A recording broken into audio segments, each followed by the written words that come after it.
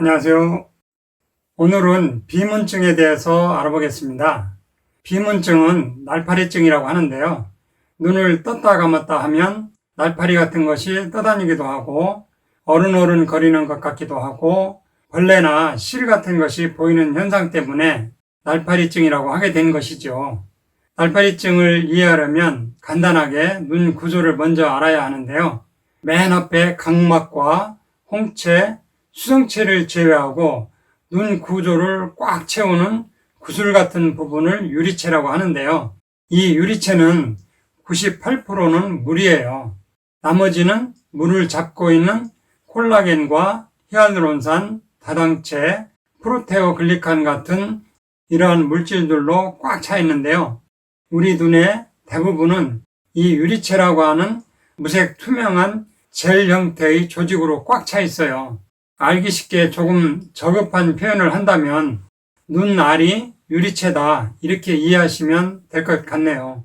이 유리체는 방금 언급한 콜라겐, 히알루론산, 다당체, 프로테오글리칸들이 있는데 이 중에서도 히알루론산은 물을 보유하는 능력이 뛰어나요. 자기 무게의 몇백 배에서 1000배 가까이나 되는 물을 보유할 수 있는데 이것을 함수율이라고 하는데요. 이렇게 함수율이 높은 물질들과 물이 철공처럼 탄력성이 있게 유리체는 구성되어 있어요. 이 유리체는 수정체와 망막을 단단하게 지지해서 안구의 형태를 유지하고 외부에서 빛이 들어오면 이 빛을 통과시켜서 망막에 물체의 상이 맺히게 해서 사물을 볼 수 있게 하는 역할을 하게 됩니다. 그러니까 이 유리체가 투명하고 깨끗해야 사물을 뚜렷하게 볼 수 있어요. 그런데 점점 나이를 먹으면 여러 가지 원인에 의해서 이 유리체가 혼탁해지면 망막에 그림자를 드리워서 마치 눈앞에 무언가 떠다니는 것처럼 느끼게 됩니다. 이런 현상을 날파리증이라고 하는 것이죠.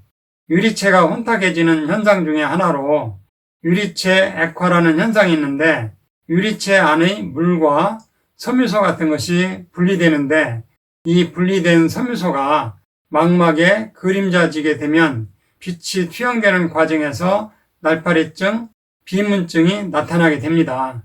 비문증은 유리체 액화 현상이나 황반변성, 백내장에서도 나타나지만 주 원인은 유리체 액화 현상으로 봅니다. 날파리증은 젊은 사람에게서도 나타날 수 있는데 스트레스를 받거나 과로하거나 잠 못 자고 했을 때 일시적으로 나타났다 휴식을 취하면 사라지기도 하는데 요즘은 라식, 라섹 수술 후 안구 건조증이나 날파리증을 호소하는 경우도 늘고 있어요. 유리체 액화 현상은 일종의 노화 현상과 같은 것인데요.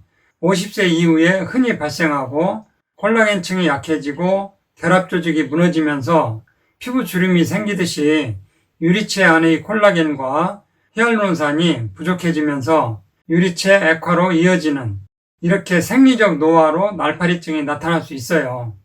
병적인 현상에 의해서도 비문증이 나타날 수 있는데요.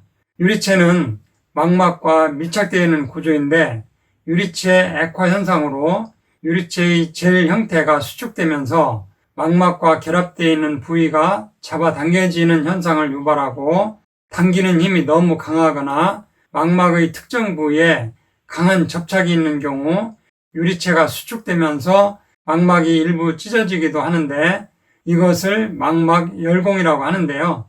이때 찢어진 부위로 망막에 있던 색소 성분이 유리체 안으로 들어오거나 찢어진 혈관에서 출혈이 생기면 이것들로 인해서 거미줄이나 검은 점 같은 것이 떠다니는 것처럼 보이는 비문증이 생길 수 있어요.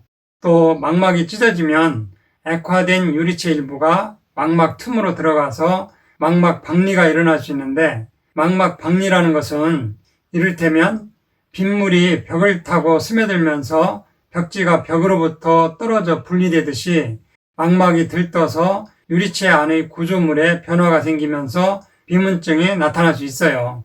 또 안구의 염증성 질환으로 인해서 유리체에 염증성 물질들이 떠다니면서 날파리증이 생길 수 있어요.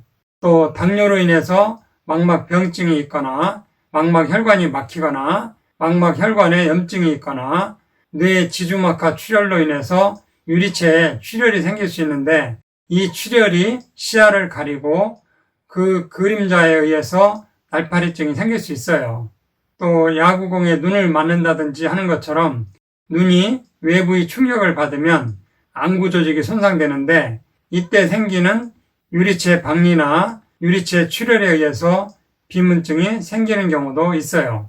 비문증 치료법으로는 우선 당뇨로 인해 망막 질환이 있다든지 안구 염증이 있거나 눈에 기저질환이 있으면 이러한 질환부터 먼저 치료하는 것이 선행되어야 하고 검사상 기저질환이 없는데도 비문증이 자주 반복된다면 몇 가지 영양소요법을 할 수 있는데요.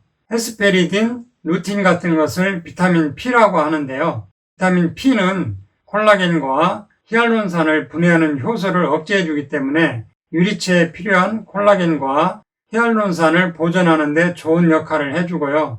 소나무 껍질 추출물, 포도씨 추출물, 안토시아닌, 플라보노이드 같은 항산화제들이 많은 도움이 됩니다.